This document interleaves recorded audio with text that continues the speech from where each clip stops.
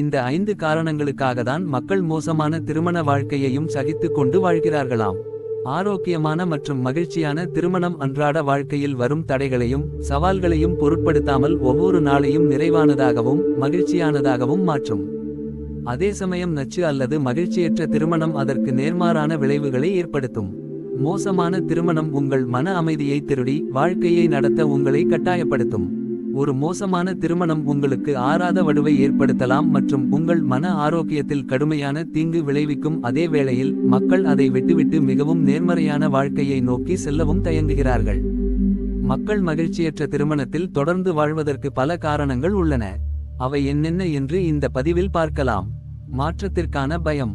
இது எதிர்மறையானதாக தோன்றலாம், ஆனால் மகிழ்ச்சியற்ற திருமணங்களில் பலர் தொடர்ந்து வாழ்வதற்கு பயப்படுவதை விட தெரியாதவர்களுடன் வாழ்க்கையை புதிதாக தொடங்க பயப்படுகிறார்கள். மகிழ்ச்சியற்ற திருமணத்தை விட்டு வெளியேறுவது என்பது நீங்கள் பல ஆண்டுகளாக யாரோ ஒருவர் இல்லாத வாழ்க்கையை எதிர்கொள்வதை குறிக்கிறது. மகிழ்ச்சியற்ற திருமணத்தில் இருப்பதால் வரும் மகிழ்ச்சியற்ற தன்மையை விட புதிய மாற்றம் மிகவும் கடினமானதாக இருக்குமோ என்ற பயம்தான் பலரும் மகிழ்ச்சியற்ற திருமணத்தை தொடர முக்கிய காரணமாகும். சௌகரியம்.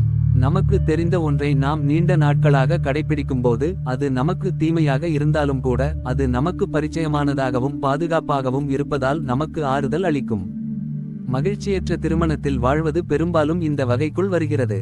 இருப்பினும் அது சிறந்ததாக இருக்காது. உறவுகள் எவ்வளவு விரும்பத்தகாததாக இருந்தாலும் காலப்போக்கில் தம்பதிகள் தங்கள் வழக்கமான மற்றும் பழக்கவழக்கங்களில் வசதியாக இருக்க முடியும். நிதி நிலை. மகிழ்ச்சியற்ற திருமணத்திதை தொடருவதா இல்லையா என்பதை தீர்மானிக்கும் போது நிதி விஷயங்கள் அங்கு பெரும் பங்கு வகிக்கலாம்.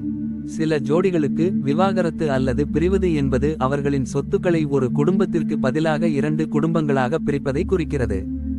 சில சமயங்களில் கடனில் தத்தளிப்பவர்களுக்கு இது சாத்தியமில்லை. சரியாகலாம் என்ற நம்பிக்கை. சில சமயங்களில் தம்பதிகளிடம் மகிழ்ச்சியின்மை இருந்தபோதிலும் அவர்கள் ஒன்றாக இணைந்திருக்க நம்பிக்கை போதுமானது.